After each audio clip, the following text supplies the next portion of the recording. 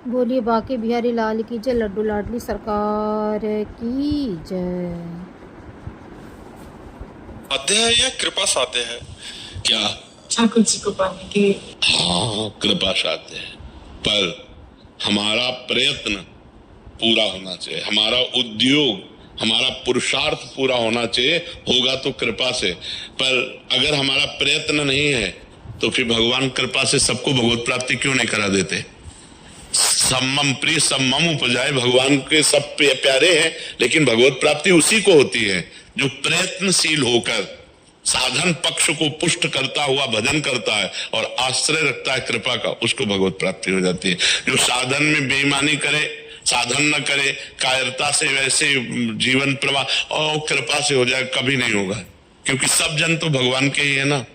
तो भगवान की कृपा का अधिकारी वही होता है जो मन वचन कर्म से प्रयत्न करता है भगवत प्राप्ति के लिए। नाम जप करना, भगवान नाम कीर्तन करना, भगवत कथा सुनना, भगवत सेवा करना, तो उसके हृदय में जो भाव उत्पन्न होता है उसी भाव से भगवत प्राप्ति हो। बिना साधन के भाव कैसे आ जाएगा? इनके अंदर भाव नहीं आया, इनके अंदर भाव नहीं आया, और एक साधन कर रहा उसके अंदर भाव आ गया। तो साधन पक्ष से भगवत प्राप्ति नहीं होती, ये हम बात मान सकते हैं, लेकिन साधन पक्ष से ही भगवत कृपा का अनुभव होता है। अगर साधन नहीं, जो जितनी कोटि का साधन करता है उतने उच्च कोटि का महात्मा होता है। आप विचार करके देखना। पर अभिमान रहित होने के लिए हम कृपा का आश्रय लेते हैं कि कहीं हमें साधना का अभिमान ना हो जाए, तो यह कि भगवत प्राप्ति कृपा से होती है। ये साधन उस कृपा तक पहुंचने के लिए है। ये साधना भगवान की कृपा से ही हो रही है और यही कृपा का अनुभव कराएगी और यही भगवत साक्षात्कार कराएगी। इस भाव से हम कृपा प्रदान रखते हैं कि हमारे अंदर अहंकार ना आ जाए। नहीं, बिना साधना के आज तक किसी को भगवत प्राप्ति कहाँ हुई है? साधन पक्ष तो लेना ही पड़ता है। बिना साधन पक्ष के, बिना भजन के, बिना संयम नियम के, बिना आराधना के किसको भगवत प्राप्ति हो गई है? जितने भी संत महात्मा ऋषि मुनि, जो भी रसिक जन हुए, सबने आराधना की, साधना की, तभी भगवान को प्राप्त। जिसकी उच्च कोटि की जितनी साधना नहीं, उतने उच्च कोटि का वो संत हुआ है। तो खूब आराधना करना है, पर आश्रय कृपा का रखना है कि भगवान की कृपा से ही ये आराधना हो रही है। राधे राधे महाराज जी। महाराज जी, निवेदन है कि एक समाधान कीजिए महाराज जी। आध्यात्मिक जीवन और सांसारिक जीवन में मानसिक संतुलन नहीं बना पा रहे हैं, क्या मानसिक संतुलन डिप्रेशन है या कोई साया? महाराज जी, मानसिक संतुलन कोई साया पाया नहीं है। जैसे लोगों को रहता है ना कि बाहरी चक्कर कोई होगा, ये सब भीतरी चक्कर हमारे द्वारा जो पाप कर्म होते वही हमारे मन को जलाते, वही हमारी बुद्धि को भ्रष्ट कर देते, और कोई नहीं।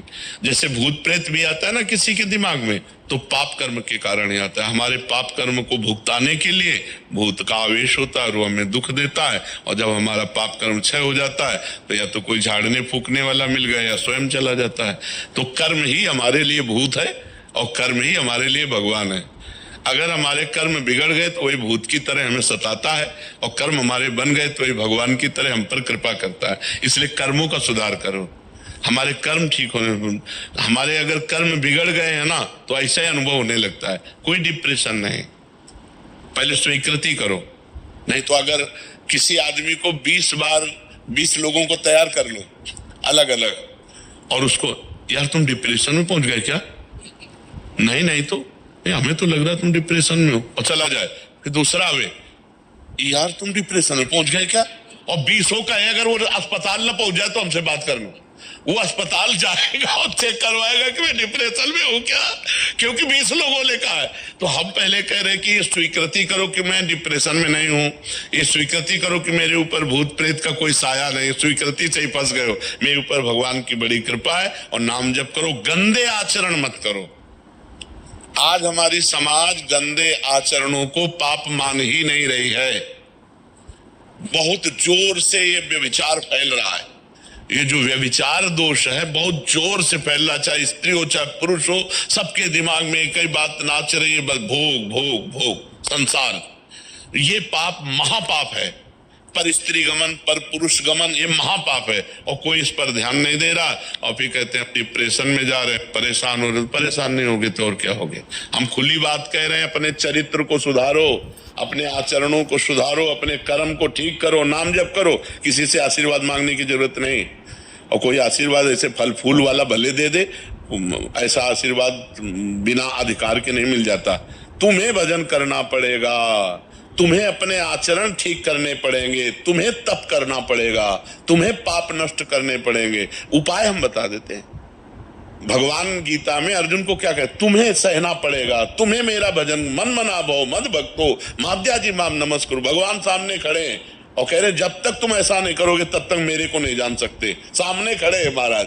अनन्य चेता सत्यम, मेरा सतत चिंतन करो। अनन्य चिंतयन्तो माम, मेरा अनन्य चिंतन करो। भगवान बार बार कह रहे। तो अब जब भगवान कह रहे हैं तो हम लोग तो भगवान के दास हैं। सदगुरुदेव भगवान बड़ी जोरदार है विपक्ष, बहुत जोरदार। हाँ, विपक्ष तो जोरदार क्योंकि हमारे स्वामी का ही है, किसी और का है क्या? हमारे स्वामी। तो सोचो, जिसकी एक माया शक्ति इतनी जोर की है, उसकी कृपा शक्ति कितनी जोर की होगी। प्रभु पहले वो कहते थे, अब आप अरे अब ऐसे थोड़ी का बोला जाता है जैसे तुम मंत्र बोल दिए। मंत्र ही नहीं मिला तुम्हें, तभी तो दुर्दशा है। अब कभी मत बोलना। अब आप बता दो, वही करेंगे। हम तो रोज चिल्लाते ही रहते अब एक बात बताते हैं, दिल भर लगे ही तो रहते, इसी में लगे रहते हैं कि भाई सुधरो, मंगल हो तुम्हारा। राधा राधा जपो, राम राम जपो, कृष्ण कृष्ण जपो, हरि हरि जपो, जो मन आवे सो जपो, लेकिन जपो और आचरण पवित्र रखो, खान पान पवित्र रखो, बढ़िया आनंद आ जाएगा जी। अनिरुद्ध